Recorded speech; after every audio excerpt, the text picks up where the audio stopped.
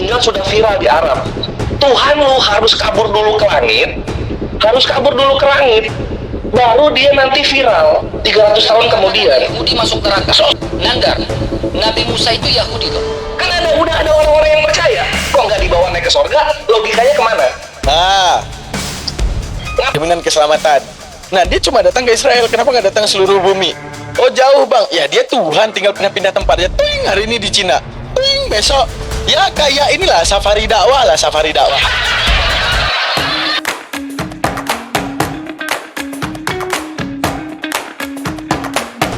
Oke, assalamualaikum warahmatullahi ta'ala wabarakatuh. Kita saksikan di samping kita sudah ada tim dari Apologet Islam dan Apologet Kristen yang akan memerangi dan akan saling berperang di balik argumentasi yang diwakili daripada Bang Yonatan Nandar dan Aki Kores, teman-teman. Nah, bayangkan seorang Apologet Kristen berusaha menjelaskan jalan keselamatan. Tapi semakin mereka menjelaskan tentang keselamatan itu, nampaknya keselamatan itu makin menjauh dari mereka. Karena apa yang mereka jelaskan tidak sesuai apa yang tertulis. Bahkan Yesus, pernah kalian ingat dalam ranah debat lintas agama itu ada Matius 7:22. Di mana dalam Matius 7:22 banyak orang nanti akan berseru kepadaku, Tuhan, Tuhan. Tapi jawaban Yesus, enyahlah kalian, aku tidak mengenalmu. Kita dapat mengidentifikasi inilah pengkabulan doa daripada Nabi Isa. Kata Nabi Isa, salamun alayya yawma wulidtu wa yawma amutu wa yawma ub'atsu hayya. Ya Allah, sejahterakan, bersihkan namaku saat aku dilahirkan, yang mereka fitnah aku menjadi Tuhan. Ya Allah, sejahterakan namaku daripada fitnahan mereka, aku mati menjadi Tuhan untuk mereka. Dan sejahterakan namaku saat nanti di hari kebangkitan mereka akan mencariku dan memintaku untuk pertanggungjawaban karena mereka telah menyembahku. Ya Allah, aku berlindung di atas fitnahan-fitnahan mereka. Dan inilah terjawab bahwa suatu saat Yesus dalam Matius 7:22 akan berterus terang kepada mereka. Artinya, sesuatu yang telah mereka gelapkan, Yesus memberikan keterangan bahwa tidak seperti yang telah difitnahkan orang-orang tentang dirinya. Makanya Yesus dalam Matius 7:22 dan 23 mengusir mereka dengan perkataan, enyahlah kalian. Jadi apakah iman kepada Yesus saja sudah cukup? Atau justru pintu surga tetap tertutup bagi mereka setelah beriman? Ini hal yang paling capek. Mengagungkan, membela, buang waktu untuk membela sesuatu yang akan menjamin mereka. Akan tetapi mereka tanpa proses identifikasi, justru mereka terjerumus dengan janji-janji palsu tersebut gitu. Itu yang kita takutkan. Di sisi lain, teman-teman, Apologet Islam menantang dengan tegas dengan mengatakan hanya di Islamlah keselamatan itu nyata, hakikat jelas dan jalannya pasti. Karena tidak ada perdebatan di dalamnya tentang Tuhan, tentang Nabi, dan berbeda pandangan. Pertanyaan besar muncul. Apakah keselamatan dalam Kristen benar-benar menjamin surga, teman-teman? Atau justru Islam satu-satunya jalan menuju keselamatan yang hakikat? Saksikan dalam debat yang akan kita saksikan berikut ini, di mana setiap kata bisa mengubah keyakinan. Dan perhatikan, keluarkan rasa bangga kalian terhadap Apologet Islam. Dan setiap argumentasi bisa mengguncang iman bagi kalian Kristen yang menyaksikan. Jangan berkedip, karena semakin lama Anda menonton, semakin besar pertanyaan yang akan menghantui. Siapa sebenarnya yang selamat? Mari kita saksikan dalam videonya. Jangan lupa subscribe, like, dan komen. Tetaplah bersama Almantiki Reaction. Let's go, kita mulai videonya. Belum apa-apa sudah merengut aja. Pencet, Nandar. Iya, sabar. Silakan Bang Jos. Terima. Ya, silakan di mute ya, dua belah pihak dari dari Islam. Jadi gini. Gue ngerokok ya. Dalam ranah perdebatan kita menilai bagaimana sikap dewasa orang, antara orang yang dewasa dengan tidak. Lihat, ada yang ngerokok, ada yang cuman berisik ya, tapi nggak apa-apa. Ada yang memancing emosi juga. Yosef ini memang kayak gitu tipikalnya, tipikal marah-marah guys. Ini yang bikin aku suka nonton dia. Kemarin debat sama aku juga marah-marah dia. Tapi nggak apa-apa, ini perdebatan tentang keselamatan. Jadi kita bisa menilai. Jadi gini, kita bermain logika dulu Bang RK. Saya bermain logika dulu Nandar, silakan. Palamu botak itu kan berarti pori-porinya terbuka, artinya bisa menyerap udara yang keluar. Udara masuk gitu. Saya tanya sama Islam. Kita membahas konsep keselamatan, betul nggak Kristen, betul nggak Islam? Saya tanya. Kita ngomongin soal jaminan. Kalau Islam hanya menjamin yang Islam hanya selamat, pertanyaan saya bagaimana kasih Tuhan? Masuk nggak otaknya? Karena kamu tadi mengemis remis dalam Katekismus Gereja Katolik nomor 841, di situ dikatakan rencana keselamatan. Oke, tadi kan saya sudah sebutkan bahwa di situ disebutkan rencana keselamatan, itulah jaminan keselamatan. Bagaimana Allah kami berkuasa untuk menyelamatkan semua orang termasuk orang Islam. Pertanyaannya, kamu menyanggupi rencananya atau tidak? Ini yang mereka nggak paham. Dan otak mereka terlalu sempit untuk memahami kalimat yang begitu sederhana bahwa gereja bukan hanya menyatakan rencana itu kepada umat Islam. Dibaca KGK 842, itu yang haram bagi Islam. Kenapa? KGK 842 bahkan di sini juga dikatakan apa? Begitu besar kasih karunia Allahnya orang Kristen yang sejati, kami mampu menyatakan keselamatan itu juga untuk semua bangsa. Ya, jadi kalian jangan GR, nggak cuman Islam yang masuk rencana. Ceder kon, selamat datang di kebenaran. Kita main logika dulu, Res. Kita main logika dulu, Dar. Lo ngejamin keselamatan, ya. Lo ngejamin keselamatan, tapi keselamatan itu hanya orang Islam. Orang lain gak bisa lo selamatin. Iya, saya bisa buktikan Tuhanmu gak bisa dan gak mampu menyelamatkan orang lain. Mau bukti? Oke.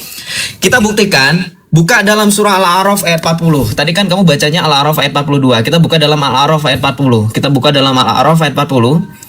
Di sini dikatakan apa? Di sini dikatakan bahwa sesungguhnya bagi orang-orang yang mendustakan ayat-ayat kami dan menyombongkan diri terhadapnya, tidak akan dibukakan bagi mereka pintu-pintu langit dan mereka tidak akan masuk surga sebelum unta masuk ke dalam lubang jarum. Ini gue ada dua nih, Res, Dar. Gue pengen nanya, ini Tuhan lu ini nyontek dari Yesus ya? Dia nggak mampu pertama.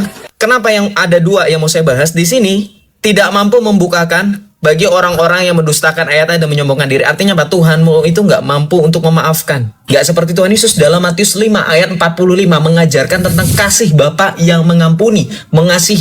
Nggak mampu untuk memaafkan. Tuhan mereka justru lebih ribet. Ya, dulunya Tuhan memaafkan Yahudi sebelum datang Yesus mudah.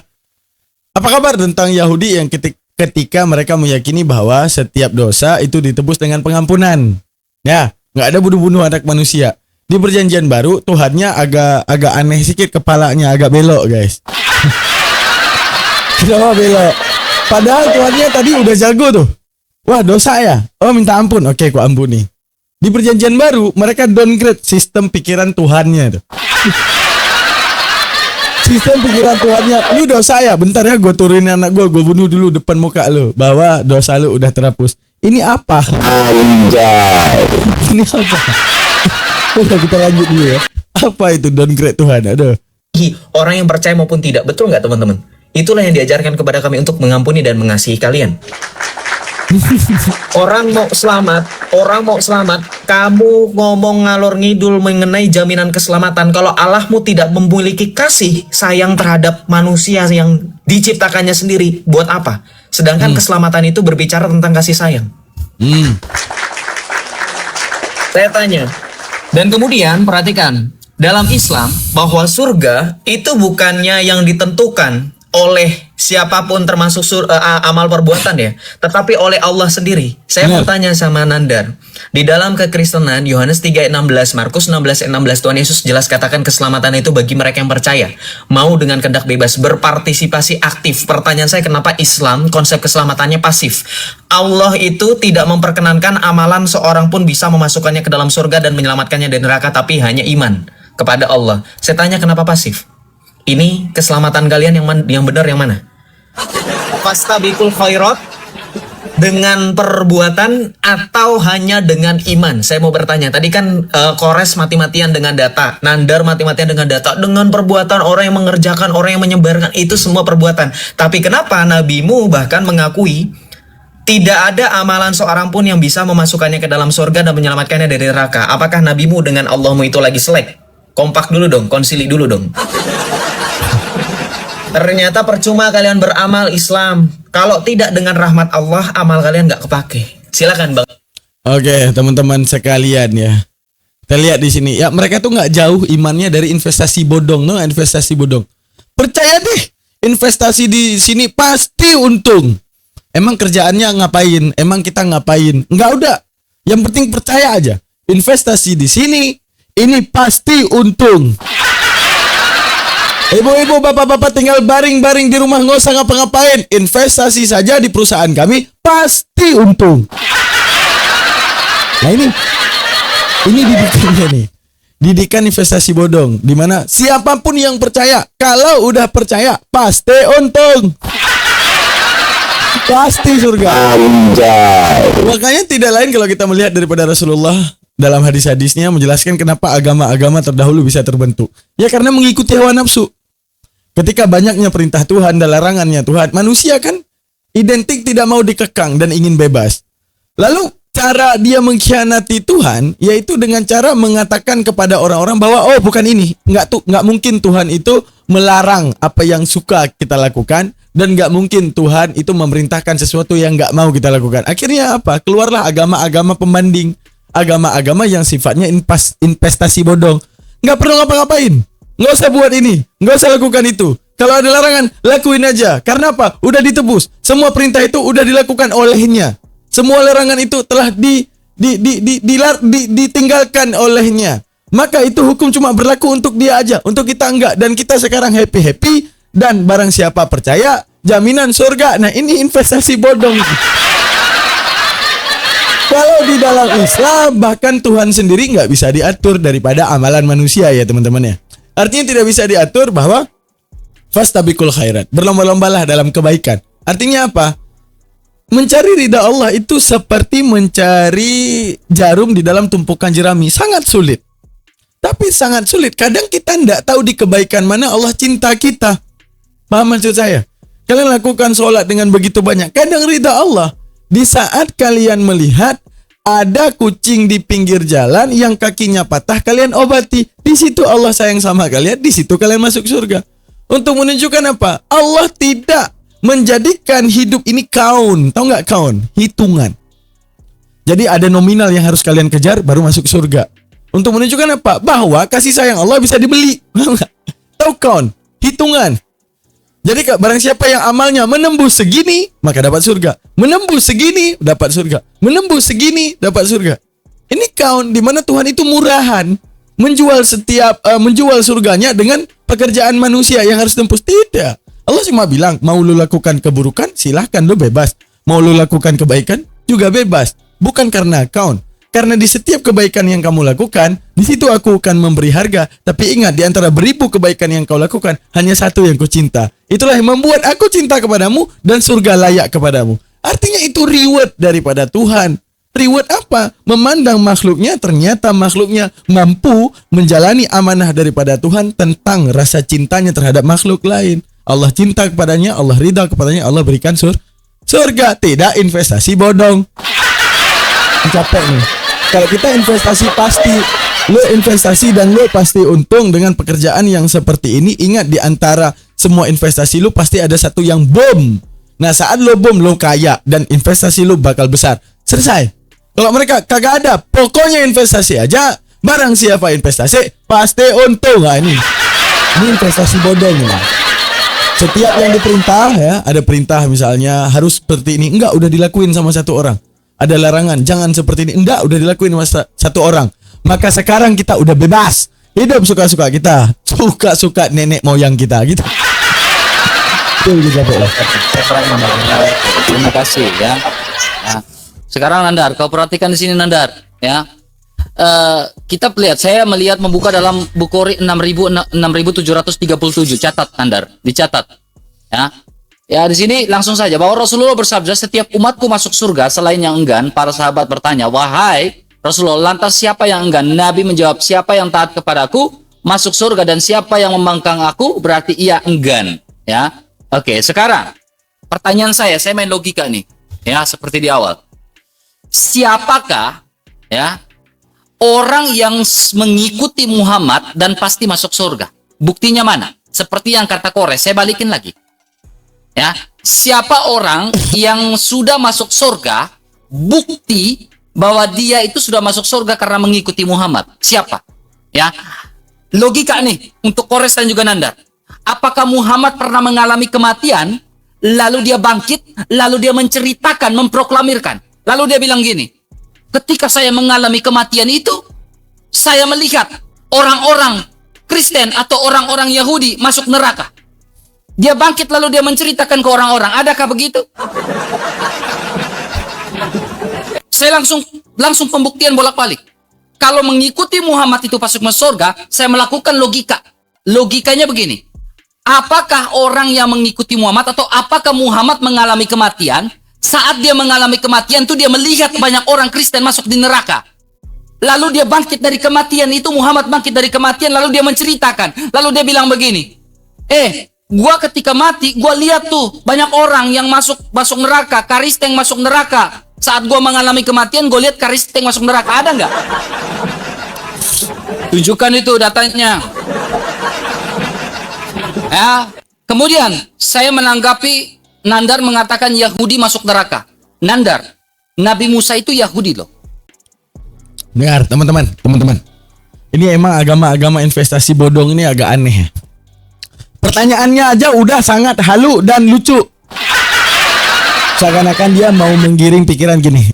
Teman-teman sekalian, lihatlah di Kristen. Wajar membicarakan surga karena Tuhan kami Yesus telah bangkit dari kubur dan sekarang di surga. Mereka itu lucu. Iman yang sifat halusinasi, yang sifat konyol berani mereka jual. Kenapa saya bilang ini sifatnya konyol? Gini, nggak usah ke Islam deh. Coba mereka datang ke Hindu, ngomong ke orang Hindu. Orang Hindu, ngapain kalian masih Hindu?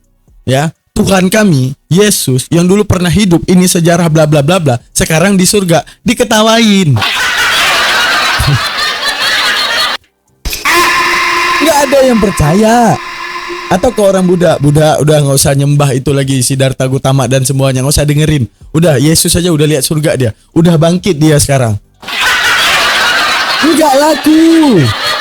Makanya Islam dalam Al-Quran teman-teman menjelaskan kepada kita alladzina yu'minuna bil ghaibi alladzina yu'minuna bil ghaibi, artinya beriman kepada yang gaib. Artinya kepada yang gaib, Nabi Muhammad Isra Mi'raj, Nabi Muhammad melakukan mukjizat. Ini sesuatu yang enggak harus dijual kepada non muslim. Kita bilang, ayolah beriman kepada Nabi Muhammad. Kenapa dia Nabi Muhammad hebat bisa belah bulan? Ini halu di mata mereka. Karena ini sifatnya iman. Atau ke ateis, ateis, itu hati kamu karena tidak beriman, karena udah dirasuki iblis. Ini halu. Hatimu wahai ateis tidak beriman kepada Allah karena tidak punya malaikat di sekitaranmu. Ini halu. Kenapa kalian tidak pernah ngerti Bible? Karena tidak punya Roh Kudus. Ini halu. Kenapa ini saya bilang halu, teman-teman? Karena ini sifatnya iman dalam paham teologi ataupun internal daripada satu agama. Internal Islam punya yang namanya hal-hal yang sifat gaib. Membicarakan surganya, nabinya terdahulu, segala mukjizat nabi. Sifatnya apa? Gaib. Artinya gaib ya udah dipercaya. Secara kamu udah percaya Islam dan omongan Nabi Muhammad, ya berarti ini benar. Selesai. Sama seperti mereka mengimani Yesus. Soal apa yang terjadi bahwa Yesus ini bangkit ya cuma bisa diimani di kekristenan, nggak bisa di luar kekristenan. Artinya jangan jualan sesuatu nggak laku. Ini capek nih investasi bodong ya gini. Kalian udah diselamatkan, ngapain kalian Hindu? Nggak usah ke Islam ya, ke Hindu. Ngapain kalian Hindu teman-teman? Kalian udah selamat. Karena Tuhan kita Yesus Kristus mengalahkan maut dan bangkit di hari ketiga dan sekarang ada di surga nih. Nih percaya saya, sekarang dia di surga. Wah. Anjay. Ini investasi bodong nih. Kayak apa ya teman-teman? Jual brosur pemulir dengan segala keuntungan, tapi semua yang dituliskan itu nggak ada pembuktiannya. Karena Yesus surga, gimana kita buktiin? Pakai teropong apa kita? Mau pakai teleskop apa yang bisa nembus surga? Lihat, hai teman-teman, Yesus, ya aku ini ada di surga. Jadi jangan jualan yang itu nggak laku. Yang harus dijualkan di antara setiap umat beragama, tahu nggak apa? Sistem pikirnya. Bagaimana sistem pikir? Kenapa Yesus harus dituhankan? Jangan karena membangkitkan orang mati, ini halu. Jangan karena sekarang ada di surga, ini halu. Kasih tahu apa alasan Tuhan jadi Yesus dan kenapa Yesus tidak ada di zaman terdahulu. Sistem pikirnya, suguhan berpikir yang membuat otak kita mengatakan, oh iya seperti itu, oh iya deh Yesus Tuhan. Karena apa? Sistem pikirnya ada. Membuktikan api itu panas bukan karena tulisan orang yang menuliskan api itu panas. Membuktikan api itu panas yaitu menunjukkan apa? Bagaimana engkau merasakan hawa matahari.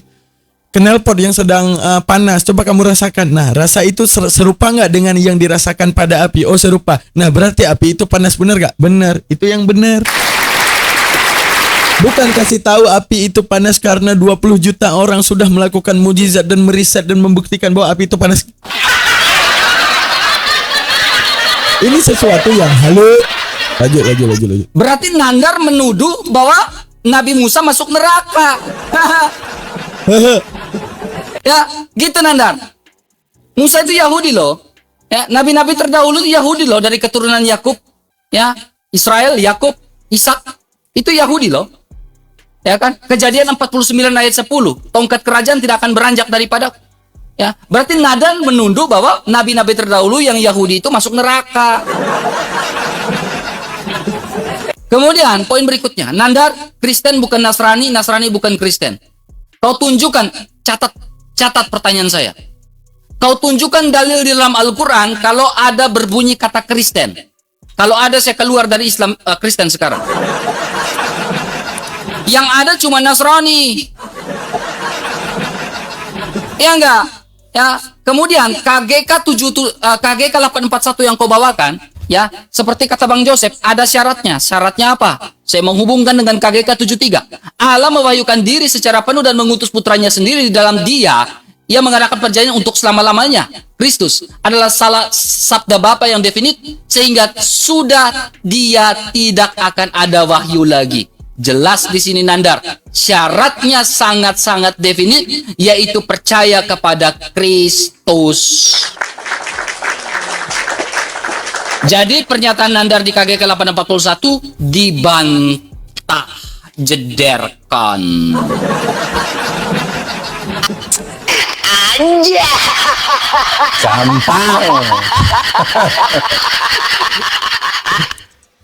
Siap. Tes.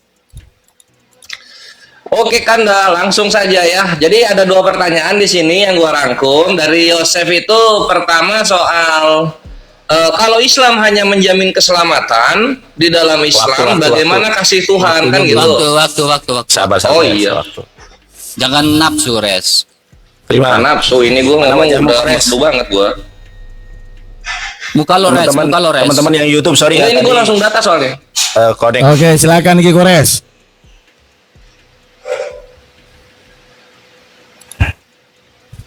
Mana? Oke. Ya tadi pertanyaan dari siapa namanya, dari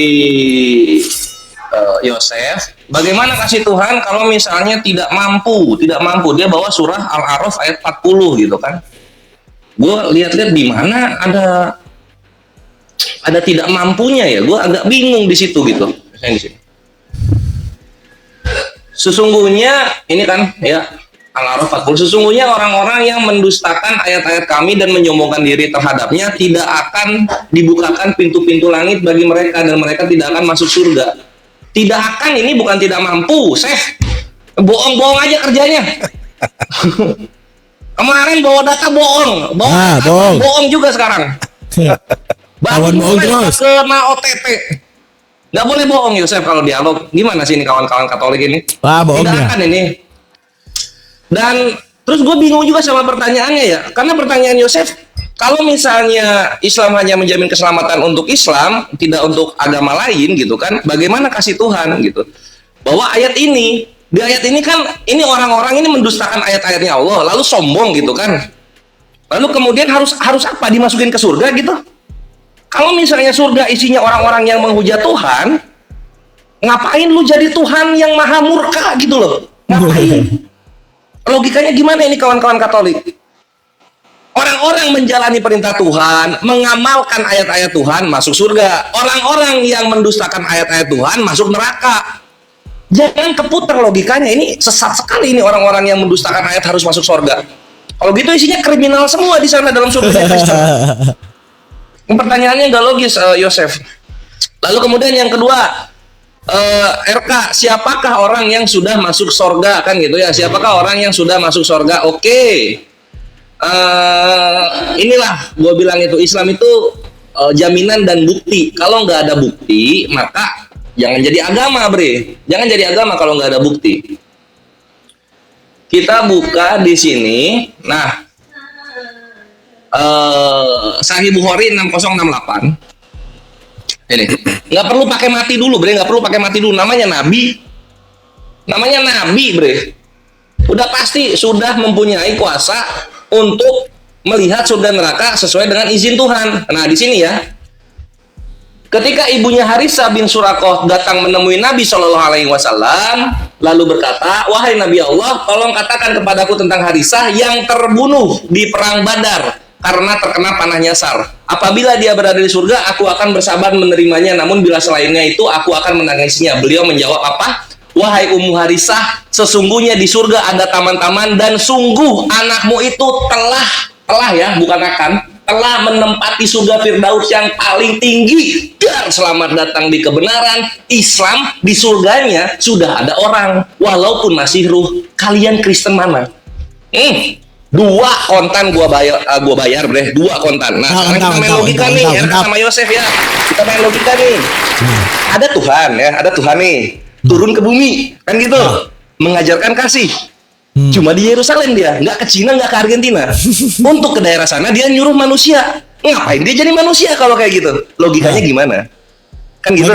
Udah gitu, ini Tuhannya naik ke surga. Saya pergi dulu, saya ke surga katanya. Oke, ke surga. Gua kira bawa orang. Sendiri dia ke sana. Ngapain? Kan udah ada orang-orang yang percaya. Kok nggak dibawa naik ke surga? Logikanya kemana? Ngapain itu? Ngapain Tuhannya naik sendiri, nggak dibawa orang-orang yang percaya? Ngapain? Mager. Ngapain? Pelit. Surganya itu pelit. Dijawab ya. Surganya yang kedua nih, bre. Yang kedua nih, bre ya. Perhatikan. Kristen sudah 4 kali percobaan untuk menyelamatkan manusia. Pertama, Adam ketika jatuh dalam dosa diusir. Bukannya Yesus disalib di zaman Adam supaya nggak ada itu dosa waris. Ini Adamnya diusir. Berharap Adamnya nggak berbuat dosa. Ternyata manusia masih berbuat dosa. Oke, fine, manusia berbuat dosa. Dikasih banjir Noah, jebret manusia habis. Ada lagi manusia masih berdosa manusianya, iya nggak? Iya kan? Dikasih hukum Torah, masih berdosa juga manusianya, iya nggak? Yang keempat dikasih hukum kasih, penebusan dosa, Tuhannya langsung yang dibunuh. Apa yang terjadi? Orang-orang Kristen masih di penjara. Ini Tuhan lu, mohon maaf ini. Tuhan lu ini bisa nggak sih bikin misi keselamatan yang benar? Udah 4 kali percobaan manusia masih ada yang berdosa dan nggak selamat. 4 kali percobaan, bre, 4 kali. Jadi gimana mau menang sama Islam? Bukti orang di surga belum ada, konsep keselamatan udah 4 kali revisi. Gitu, silakan Kanda. Oke, ini membuktikan bahwa Tuhannya kayak nggak maha tahu nggak? Kalau Tuhannya maha tahu nih, contoh pada penyaliban ya, dia udah tahu nih ada campur tangan iblis. Dan memang kalau kalian yang jadi Tuhannya. Kalau kalian yang jadi Tuhan, kalian tuh paling tahu tentang kejadian apapun yang ada di muka bumi ini dan apa yang akan menimpa. Oke, saya akan menurunkan anak saya untuk saya tumpahkan darahnya untuk penyelamatan umat manusia. Oke. Kan kita Tuhan nih, paling tahu nih kejadian ke depan. Ada Yahudi yang berencana buruk terhadap anaknya untuk menyalibkannya dalam konotasi dosa besar. Terus ada setan. Nah, kita pasti tetap juga akan membunuhnya, tapi pakai cara lain. Tapi enggak kekeh. Walaupun udah diikut campuri iblis, udah diikut campuri oleh Yahudi yang ingin menghancurkan ajaran mereka, tetap Tuhannya kekeh, enggak tahu nih perencanaan Yahudi. Sehingga terpahamlah bahwa Tuhannya itu kayak sekongkol sama iblis gitu. Intinya Yesus harus mati. Mau itu ide iblis, gua setuju. Yang penting anak gua mati. Gimana? Makanya Al-An'am 116 mengatakan mereka tidak lain hanya mengikuti prasangka mereka. Dan tidak lain yang keluar daripada mereka itu dusta, dusta, dan dusta. Dan mereka tersesat selamanya. Ini yang terjadi teman-teman sekalian. Nah daripada Kores juga menunjukkan pertanyaan. Oke. Orang udah percaya kepada Yesus nih, jaminan keselamatan nih. Nah, jaminan keselamatan. Nah, dia cuma datang ke Israel, kenapa nggak datang ke seluruh bumi? Oh, jauh bang. Ya, dia Tuhan, tinggal pindah-pindah tempat aja. Tuing, hari ini di Cina. Tuing, besok. Ya, kayak inilah, safari dakwah. Begitu dia udah ini, seharusnya dia buktiin. Apa dia buktiin? Kalian udah percaya kepadaku ya murid-muridku, oke? Kepada yang lain, ini aku bawa ini 5 orang sebagai bukti bahwa ini orang yang udah percaya pasti di surga. Kagak ada juga. Udah gua bilang ini investasi bodong beneran. Barang siapa percaya surga, nanti di ujung-ujung kena ajab. Capek emang kalau investasi bodong ya teman-teman. Kita lanjutkan. Baik, terima kasih. Saya jawab sedikit yang si RK. Nandar, berarti Nabi Musa nggak masuk surga. Makanya dengarkan kalau gua ngomong. Ya, Quran surat Al-Baqarah itu berbicara apa? Innalladzina kafaru, sesungguhnya orang-orang kafir dari ahlul kitab, Yahudi dan Kristen, ya, masuk neraka jahanam. Masa lu gak ngerti apa yang gua baca? Makanya kalau baca itu dengerin, ya. Kristen itu buatan Paulus 11:26 KPR 11:26. Kristen itu buatan Paulus, masuk neraka jahanam. Ya, sama Nasrani juga buatan Paulus. Nanti ada ayatnya, tapi saya nggak mau ke situ dulu.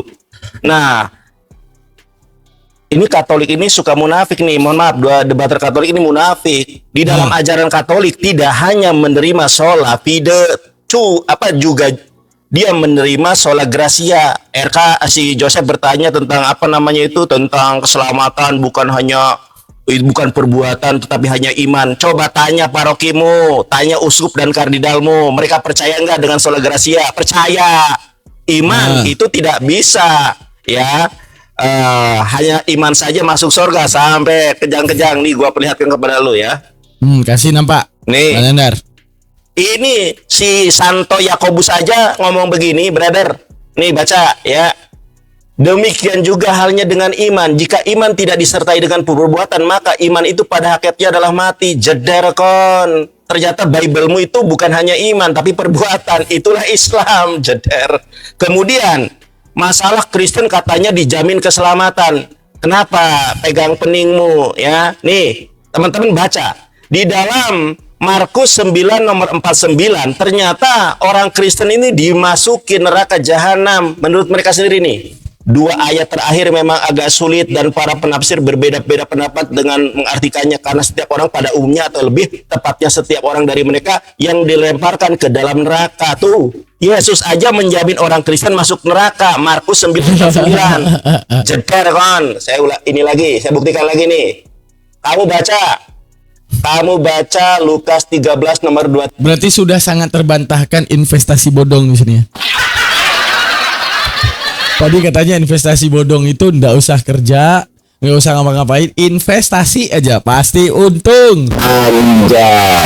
Setelah apologet Muslim bersuara, kebongkar sudah bahwa mereka harus kerja lagi, nggak bisa investasi bodong. Barang siapa percaya pasti masuk surga, terbantahkan daripada pendapat-pendapat sekolah Kristen bahwa oh ini nggak bisa nih ajaran kita investasi bodong doang. Berarti jaminan keselamatannya masih diragukan. Ya. Saya mau tanya juga nanti penafsiran kamu bagaimana nih ya. Nah, di dalam penafsiran ini ternyata orang yang masuk surga di dalam ajaran Kristen itu sangat sedikit. Coba dibaca Lukas 13 nomor 23, ternyata orang yang masuk surga itu adalah sedikit sekali. Pertanyaan saya, baca Matius 5:20, kata Yesus, siapapun yang tidak beragama dengan agama yang benar maka akan masuk neraka, termasuk Kristen itu yang masuk neraka. Jedar kon. Ya. Aduh, waktu habis nih. Oke. Bentar di sesi berikutnya guys. Bobok. Kita lihat jawabannya, pokoknya udah terbongkar investasi bodongnya udah nggak bener lagi ya. Oke, kita lihat jawabannya ya. Kita lihat jawabannya ya teman-teman ya. Kita lihat. Ini pasti panas ini. Udah, panas ini. silahkan di mute. Ini Saya panas kasih tahu ini. ya, Panas ini. Sola gratia itu artinya hanya iman. Kamu itu nyerang siapa? Malu kamu Nandar. Makanya saya ketawa. Justru Yakobus yang kamu kutip itu menegaskan bukan hanya iman. Iman disertai dengan perbuatan. Kamu itu ngaku Protestan. Coba teman-teman pendeta, Bapak Ibu pendeta lihat. Ini orang penipu. Teman-teman Protestan lihat. Mereka ini penipu. Kata sola aja mereka nggak ngerti. Sola itu hanya. Sejak kapan kamu melawan Katolik dengan sola-sola? Muhammad kalau bisa hidup, Muhammad masih bisa hidup melihat Nandar juga ikutan botak. Nyerang apa sih Nandar itu, nyerang apa sih? Enggak, jujur Res, lu tanya, ngerti nggak sola gratia, sola fide? Ngerti? Saya tanya kamu, ngerti nggak sola gratia, sola fide? Guys, bentar. Kores sudah gini. Mukanya udah mulai gini guys. Perhatiin muka aku nih. Udah mulai gini muka Kores nih. Artinya Kores udah dibuka lampu hijau nih. Nah, bentar lagi jawaban yang pedis akan muncul nih. Nah, ini bikin seru nih. Gas! Gitu. Ngerti nggak? Kamu bilang ke kami katanya di Katolik, saya pikir kamu itu udah menekankan connect nih. kami ini sholat. Kamu nggak usah ngomong sama ketua paroki, anak sekolah minggu aja kamu ngobrol. Asal ngomong dah. Itu untuk Nandar ya, saya nggak mau tanggepin. Kemudian, Res, lu bilang gua penipu. Ya, ketawa-tawa sekarang. Buka Al-A'raf lagi ayat 40. Gua tadi buktikan apa teman-teman? Kasih Allah dalam Matius 5 ayat 45. Lu buka nggak itu? Lu bandingin nggak Al-A'raf ayat 40 dengan Matius 5 ayat 45? Nih dengerin kuping. Ya, ini malam Jumat nih. Al-A'raf ayat 40, Tuhan lu nggak mampu. Kenapa Tuhan lu nggak mampu? Di situ kan tidak akan. Kenapa? Karena tidak ada pengampunan. Lu ngerti nggak? Bilang nggak logis. Lu aja nggak pakai otak, dipikir-pikir dong. Kenapa nyambungnya? Nah, nelen ludah. Iya, kebantai. Makanya kalau orang lagi jelasin, catet, Res. Dengerin, jangan ngerokok aja kerjaannya, ngikutin Kiai Habib lu. Beretika dikit ya, bermoral ya. Sorry, Islam saya harus sentil semuanya.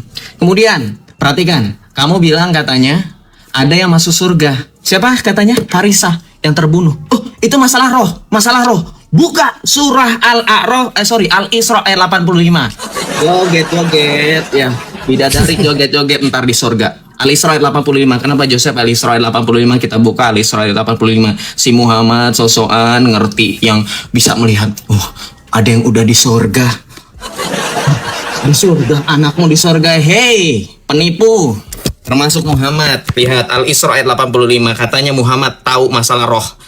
Wa yas'alunaka 'anir ruh kullir ruhu min amri rabbi wa ma utitu minal ilmi illa qalila. Maka bertanya kepadamu Nabi Muhammad tentang roh, katakanlah roh itu termasuk urusan Tuhanku. Ceder kan, bantah-bantahan. Gue bilang sekali lagi, bukti Allah sama Muhammad gak kompak. Konsili dulu sono.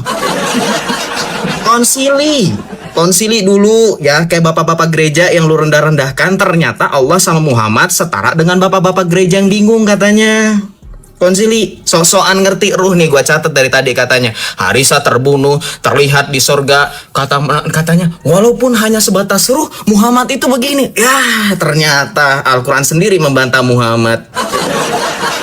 Nyongsep jeder kan, dah ya. Langsung gua jawab. Makanya gua dari tadi girang banget karena apa? Blunder ya. Oke, kemudian kamu bilang katanya Tuhan naik sendiri. Konsep keselamatan gak jelas. Oke, mari kita buka 1 Petrus. Kita buka. Bagaimana konsep keselamatan itu nggak seperti pemahaman Islam. Bang RK dan teman-teman, mungkin Bang RK sudah tahu, teman-teman Kristen sudah tahu. Perhatikan, kita dalam kedagingan mewarisi natur dosa. Jadi bukan 4 kali gagal lagi juga. Kores otaknya nggak main dari kemarin, blunder mulu. Yang lu bantah itu, yang lu lawan Al-Quran juga. Karena Al-Quran gak sama sekali menyelamatkan manusia sampai harus Tuhan lu nurunin 4 kali kitab sampai direvisi berkali-kali. Al-Quran yang paling sempurna. Mahasiswa aja revisi gak nyampe 3 kali 4 kali. Gua revisi cuma sekali. Allah lu revisi sampai harus 3 kali. Nurunin Al-Quran baru sempurna. Jeder, kena lagi Allah lu, salah lagi dia, ya kan? Nah, makanya saya tanya sama kamu ngerti nggak dengan konsep keselamatan? Konsep keselamatan itu manusia memperoleh keselamatan setelah menyelesaikan perjalanan hidupnya. Yohanes 11:25, akulah kebangkitan dan hidup. Barang siapa percaya kepadaku, ia tetap hidup meskipun ia sudah mati. Jawab pertanyaan saya. Kenapa Allah muti? Barang siapa percaya kepadaku, Yesus bilang harus ada perbuatan. Ya, dari tadi dibilang ada perbuatan. Barang siapa? Makanya aku bilang, setelah Yesus mati, ini jatuhnya Kristen ini kayak investasi bodong ya. Investasi bodong, pokoknya percaya aja udah surga. Padahal teman-teman, daripada Yesus, daripada apa yang dikerjakan, justru Yesus ini baik. Dia mengajarkan bagaimana itu takwa, takut terhadap Tuhan, bahwa setiap perbuatan itu harus ada perbuatannya. Dimana saat perintah Tuhan, di situ adalah pengujian. Adanya larangan Tuhan, di situ ada pengujian terhadap ketaatan dan kepatuhan. Misal saya berikan analogi kepada teman-teman. Kita dikatakan patuh terhadap lalu lintas karena alasan apa, teman-teman? Karena ada perintah dan larangannya, benar gak? Kamu patuh lalu lintas, kenapa? Pertama, karena ada perintah berhenti lampu merah, kamu berhenti, benar? Benar. Yang kedua, ada perintah pakai helm, kamu lakukan, benar? Benar. Ada perintah jangan terobos lampu merah, kamu lakukan, benar? Benar. Dikatakan apa? Patuh lalu lintas. Kepada Tuhan, untuk pengujian seseorang iman, pengujian seseorang ini adalah merupakan orang yang mengedepankan Tuhan daripada apapun. Ini menunjukkan apa? perilaku Yesus yang harus kalian lihat. Bahwa perilaku Yesus ini, setiap perintah Tuhan dia lakukan. Apa yang dilarang oleh Tuhan dia tinggalkan. Dia mau ngasih nampak kepada seluruh umat manusia, sama seperti rasul-rasul sebelumnya, bahwa tidak ada yang namanya kasih sayang Tuhan didapat kecuali menjalani setiap ujian daripada perintah dan larangannya. Ini Yesus ya, sebelum datang setelahnya ya. Datang setelah Yesus, di mana Yesus mewanti-wanti, waspadalah terhadap penyesat yang nanti akan membawa namaku. Nah ini, ketika namanya dijual, ini ujung-ujungnya jadi investasi bodong. Keluarlah definitif bahwa itu tidak perlu dilakukan lagi. Kenapa? Udah dilakukan Yesus, diwakili oleh dia semua, digenapi. Ini yang bahaya. Setelahnya, padahal Yesus sudah bilang hati-hati setelahnya. Setelahnya ini yang bikin parah gitu kan. Setelahnya yang bikin parah nanti. Yang bilang bawa namaku, bahwa semuanya udah selesai, perintahnya nggak perlu jalani, larangannya lakukan saja. Semuanya udah, yang penting udah kulakukan. Percaya kepadaku saja, semua selamat. Ini makanya Rasulullah mewanti-wanti, hati-hati, yang kutinggalkan kepada kalian cuma 2, hadis dan Al-Quran. Jangan sampai nanti kalian kemakan nama tokoh, ada tokoh ini bilang ajaran seperti ini. Jangan, tinjau. Dia setelah membicarakan hal tersebut berpendapat seperti itu, apa landasan kuatnya? Jangan kalian itu beriman buta. Sampai akhirnya Yesus tidak menawarkan sistem daripada ketuhanan itu yang sifatnya investasi bodong. Barang siapa percaya pasti selamat. Enggak.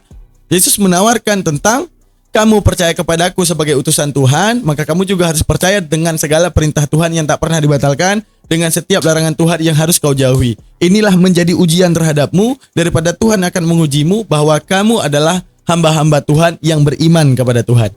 Nah ini, dari tadi sih bawa dalil investasi bodong ya teman-teman ya. Oke, kita lanjutkan.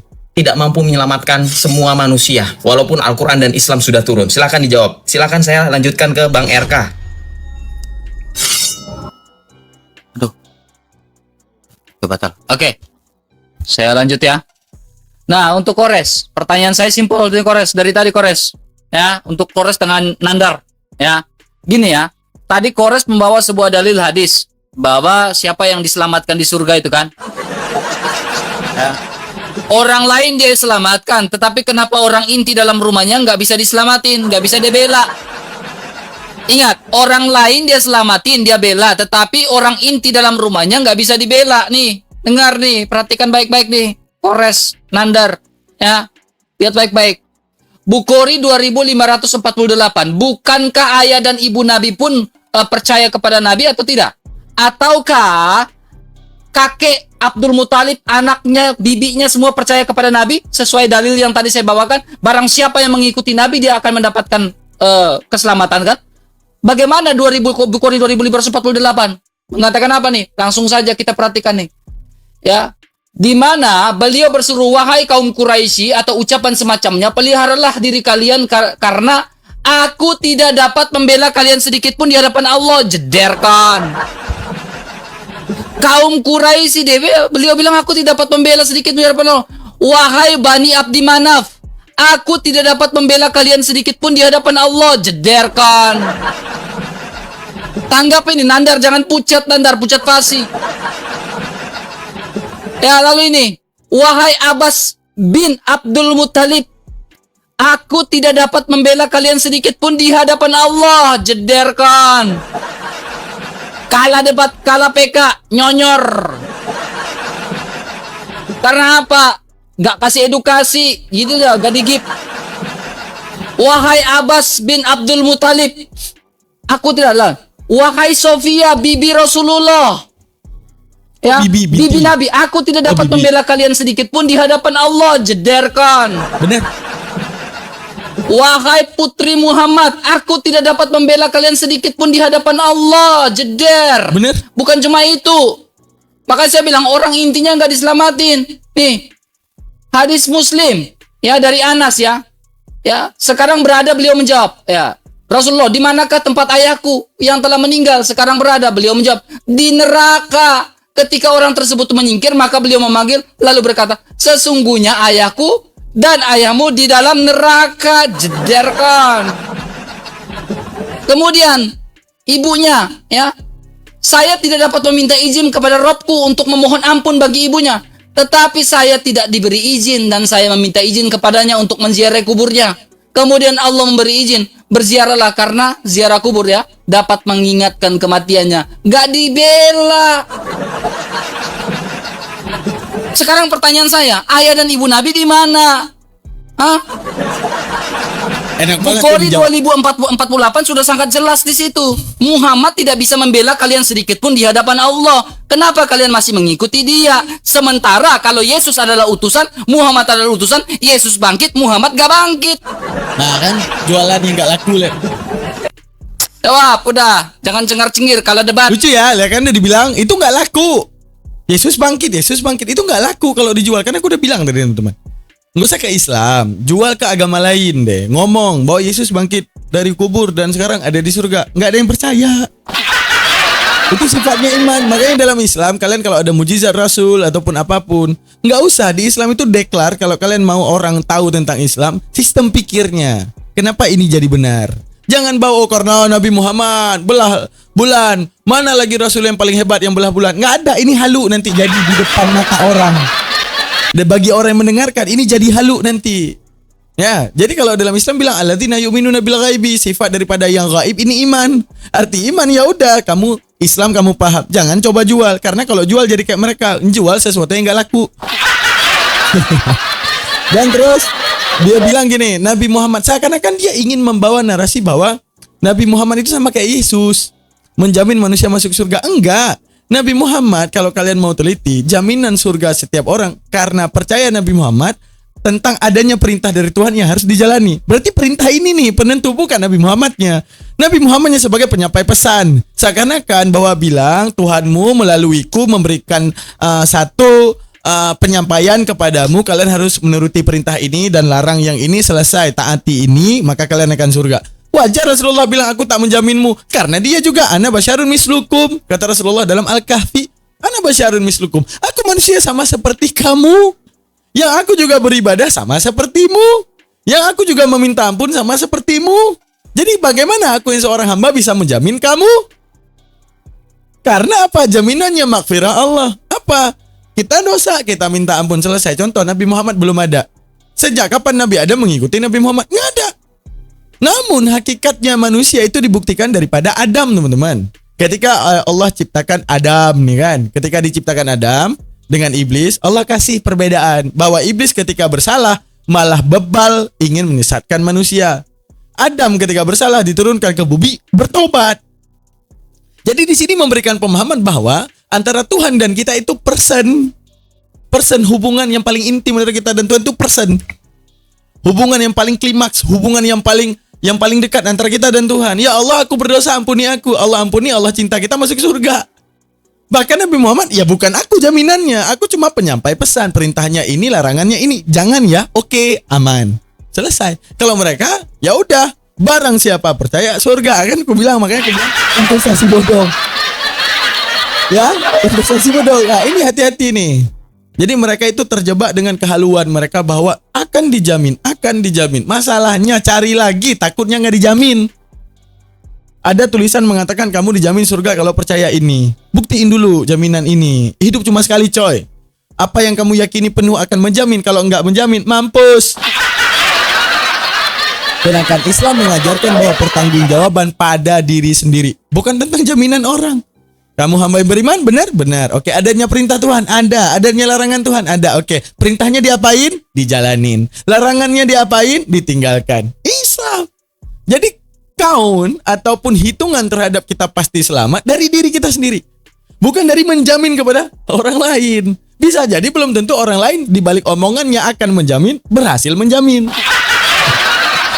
Ya, jangan terjebak investasi bodong. Oke, sekarang kita lihat tanggapan dari apologet Islam. Kalau PK. Aduh, Res, gak ada ilmu ternyata mereka, Res. Aku dulu, Res ya. Oke, Bang Ayo, Andar terima. dulu. Tepuk tangan, apologet Islam.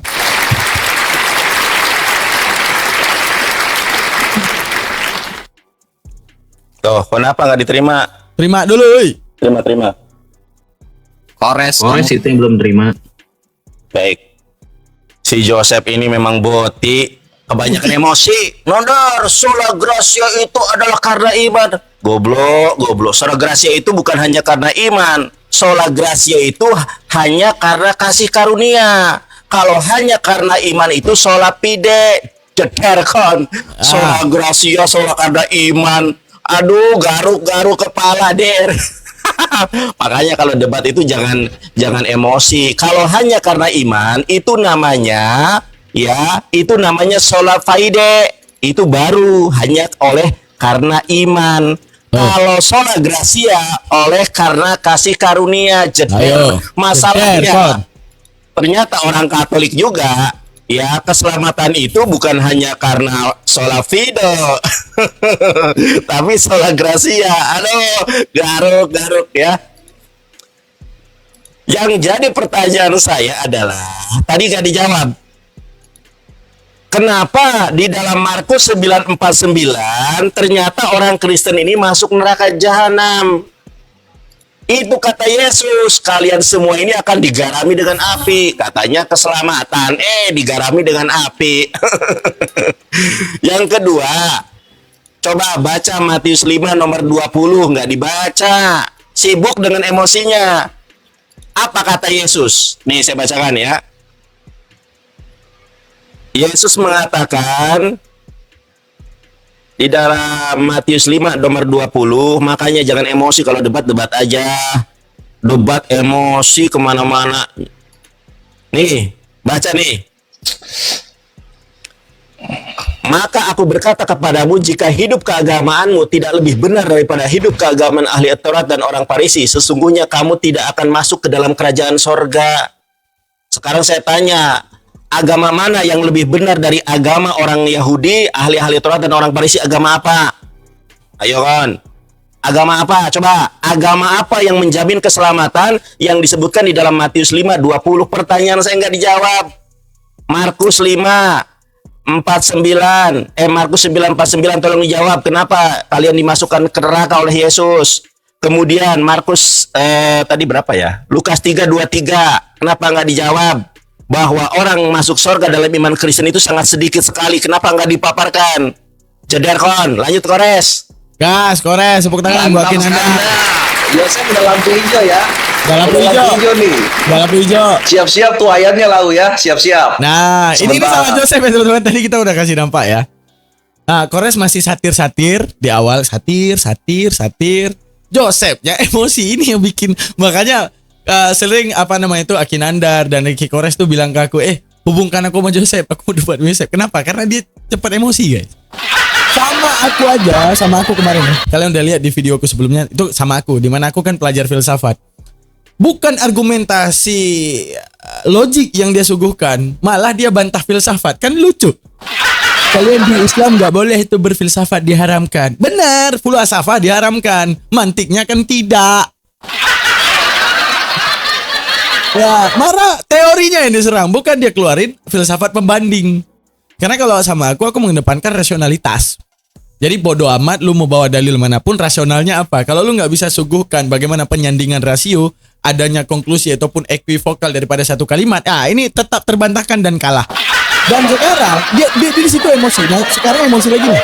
Nah, emosinya membuka lampu hijau terhadap Kores. Oke, simak baik-baik dan pegangan. Ini bakal kena counter yang kuat guys ya. Gas. Yang pertama gua mau ke RK dulu. RK ini Sahih Bukhari 2548 ini kaum Quraisy, bukan kaum muslimin. Kaum Quraisy ini. Jadi pagan-pagan Quraisy yang menyembah Lata Uzza. Jadi kalau misalnya gimana caranya orang musyrik mau dibela Nabi? Ini sama aja Presiden Indonesia mau bela Zimbabwe sama Uganda, nggak bisa. Nggak bisa. Ini kaum Quraisy, pagan ya. Lalu kemudian soal ayah RK ya, perhatikan. Lu kalau baca hadis jangan kayak baca Yohanes 10:30, 29 sama 31-nya lu buang. Ini hadis Muslim banyak, ada ribuan. Lu baca ini 1634-nya. Kenapa Nabi berkata seperti itu? Karena Nabi menjelaskan ketika dia ngobrol sama Umar, Nabi menjelaskan, "Wahai Umar, tidakkah kamu merasa bahwa sesungguhnya paman seorang laki-laki pada hakikatnya seperti apa? Bapaknya sendiri." Dar, selamat datang di kebenaran, belajar Islam lebih jauh RK ya. Kores ini emang mantap betul. Soal ruh nih Yosef, perhatikan, gua makan semua. Sebelum melebar teman-teman, dalam kaidah Arab ya, Arab nggak usah jauh. Azhar, ayahnya Nabi Ibrahim disebut Azar. Padahal itu pamannya. Disebut apa? Ya Ab. Wahai ayahku. Nah itu orang Arab. Orang Arab itu siapa yang merawatnya itu mereka sebut ayah biasanya. Bahkan ada juga dalam konotasi budak. Seorang budak yang dirawat oleh Tuhannya. Kadang dia memanggil Ab, ayah. Dimana ada yang namanya dalam Islam itu namanya tauriyah. Ya, untuk menyenangkan hati. Makanya Nabi Muhammad mengatakan bapakku dan bapakmu di neraka. Padahal itu dalam masuk tauriyahnya Nabi Muhammad. Bahwa masuknya adalah pamannya. Siapa pamannya? Yaitu Abu Lahab. Itu dalam konotasi tauriyah. Sama juga seperti Nabi Ibrahim yang tadi aku bilang bahwa Azar pamannya Nabi Ibrahim disebut ayah. Siapa ayah Nabi Ibrahim? Azar. Padahal bukan, Terah nama bapaknya. Gitu. Lanjut. Pertanyaan lu gua makan bre, karena kami Islam, jago kami dalam menjawab. Perhatikan lu An-Nisa ayat 169. Kenapa disebut ruh-ruh yang masih di sorga? Karena nanti jasadnya itu nanti ketika setelah hari penghakiman. Sesuai dengan janji Allah di Ali Imran ayat 169, Yosef. Janganlah kamu mengira bahwa orang-orang yang gugur di jalan Allah itu mati. Bahkan mereka itu hidup di sisi Tuhannya dan mendapat rezeki hidup, Yosef. Ini bukti orang Islam sudah ada di surga walaupun masih ruh. Kristen mana? Tuhannya doang di surga. Orang Kristennya masih di penjara. Di bumi. Sorry. Nah, itulah penjelasan Nabi mengenai ruh-ruh di Ali Imran 169. Perhatikan di sini. Ketika hidup di sisi Tuhan yang mendapat rezeki, maka Nabi menjelaskan ruh mereka seperti burung hijau yang melebarkan sayapnya di surga mana saja yang ia hendaki. Kemudian ia bernaung di atas lentera yang tergantung di arsy. Selamat datang di kebenaran. Kalah telak kalian Kristen dan Katolik soal keselamatan oleh Islam. Sekarang hari pembalasan buat lo, Yosef. Tadi lu bilang Nabi kami apa? Kalau masih hidup ikut botak. Botak dia bilang, botak Dan bang. kami pendusta. Perhatikan. Pendusta, Tuhan lu botak kalau dia masih bilang hidup, tadi. Yosef. Tuhan lu kalau masih hidup. Ini dijelaskan ya. Ini lu bisa buka di bukunya Profesor Joan Tyler ya. Untuk apa yang Yesus pakai ketika dia hidup. Di sini ada Aku udah tahu data apa yang mau dibawa. Aku udah tahu data apa yang mau dibawa. Aduh, res. Udahlah kalian saksikan ya, ini datanya pedis banget. Anjir, aku tahu ini datanya, guys. pembahasan dari seorang scholar bernama Celsus. Celsus melakukan pekerjaan rumahnya, Yosef. Ya, Yosef ini lihat sini. Nah, kawan-kawan Kristen jangan terguncang. Celsus melakukan risetnya, ia mewawancarai orang-orang dan ia seperti kita cukup tertarik dengan Yesus. Dari orang-orang Yahudi dan orang lain yang ia tanyai, ia mendengar bahwa Yesus berkelana dengan cara yang sangat memalukan di hadapan semua orang. Ia mencari nafkahnya dengan cara memalukan dan mendesak-desak dengan mengemis atau menerima sumbangan. Dar, selamat datang di kebenaran. Yesus lu pengemis. Jedar kawan. Pengemis Yesus lu. Mukanya mulai merah mukanya mulai merah mukanya. Jangan marah bre. Ini tuayan. Jadi Tuhan lu kalau masih hidup, Yosef pengemis. Begini ilustrasinya. Nah, kribo nanggung, tangannya minta-minta, kainnya sampai lutut doang. Karena bukan orang kaya. Jadi mending mana? Nabi kami yang gagah perkasa atau Tuhan lu yang menerima sumbangan dengan cara mengemis atau mengemis? Salah sendiri. Yosef emosi tadi, menghina. Kayak ini Malas. Tuhan yang mau dibandingkan dengan Nabi kami. Gini Yosef, semua aibnya Tuhan lo udah gua pegang, tinggal gua tumpahin satu-satu gitu loh. Baru satu nih, Tuhan lu ngemis. Kalau misalnya masih hidup, mau dibandingin sama Nabi kami, makanya jaga perkataan. Kalau enggak gua bongkar semua ini Tuhan lu kayak gimana kelakuannya waktu hidup, gitu loh bre. Coba bayangin, di mana keselamatannya kalau buat makan aja? Di mana keselamatannya bre? Kalau buat makan aja dia harus menerima sumbangan. Di mana keselamatannya? Di mana keselamatannya kalau misalnya untuk makan saja dia harus mengemis? Terus lu mau bilang sesuatu kepada Nabi kami? Waduh, Yosef, terlalu jauh bre, terlalu jauh dari moralitas, finansial, keperkasaan, jauh. Tuhan lu itu jauh sama Nabi kami bre. Nabi kami sebelum meninggal sudah viral di Arab. Tuhan lu harus kabur dulu ke langit, baru dia nanti viral 300 tahun kemudian. Sok-sokan ngebangga-banggain Tuhan lu depan gua. Habislah sudah gua bongkar-bongkar. Baru soal ngemis nih. Belum nanti soal yang misalnya pelecehan seksual, dibakar di tai mendidih. Belum gua buka semuanya, tunggu aja, Bre. Kalau misalnya lu masih lanjut seperti ini. Nah, Gitu. Thank you. kalau misalnya masih lanjut seperti ini. Oke, nanti kita lanjut part 2 ya teman-teman ya. Oke, kesimpulannya masalah keselamatan dan hasil reaksi daripada video ini ya. Bahwa pertama dimulai dengan katekismus KGK 841 ya teman-teman. Bahwa keselamatan dalam Katolik itu bahkan termasuk Islam di dalamnya. Karena apa? Saat mereka, kalian boleh tanya ke Paus langsung deh, Paus Roma deh. Kenapa dalam Katolik itu paus-pausnya itu baik hati? Karena apa? Ini ya, selama aku meneliti Katolik itu kayak, oh mereka Islam ini adalah orang yang tidak percaya penyaliban Yesus. Tapi setidaknya mereka selalu memuliakan Yesus, anaknya Maria, ibunya baik, anaknya juga baik, gitu. Sehingga tendensional daripada Katolik itu tidak terlalu berat dibanding Protestan. Karena bagi mereka menganggap bahwa Islam ini hanya tidak percaya penyaliban, tapi terhadap kemuliaan Yesus, mujizat Yesus, Yesus membangkitkan orang mati, ibunya orang suci, ibunya orang mulia. Islam adalah nomor 1 yang mendukung setiap kebaikan Yesus. Gitu. Nah, justru tendensional daripada Katolik, daripada awal-awal penyebarannya, tendensionalnya beratnya ke Yahudi teman-teman. Kalau kalian meneliti sejarahnya, arti tendensional kepada Yahudi ini pendapatnya mengerikan ya, seperti Kores bilang tadi. Pendapat daripada Yahudi bahwa Yesus dibakar di tai mendidih di neraka itu ada. Terus pendapat itu dalam kitab Gitin. Nama kitabnya apa? Gitin. Belum lagi di Sanhedrin. Sanhedrin mereka memfitnah Yesus mencabul, memfitnah Yesus menyembah berhala di Sanhedrin. Pendapatnya Yahudi. Makanya di dalam katekismus keselamatan itu juga mencakupi umat kita, daripada pihak Muslim, karena mereka bla bla bla bla, karena pengagungan terhadap Yesus tersebut. Ada nggak disebut Yahudi? Enggak, karena mereka tahu cuma Yahudi yang menghina Yesus habis-habisan, bukan Islam. Bahkan di Islam, sosok-sosok wanita ketika An-Nisa ya, An-Nisa itu Nabi Muhammad selalu mengumpamakan, perhatikan. Nabi Muhammad ketika menjelaskan kepada wanita bagaimana sifat wanita mulia, Nabi Muhammad tidak lupa menceritakan sosok ibunya Yesus, yaitu Maryam. Salah pencet.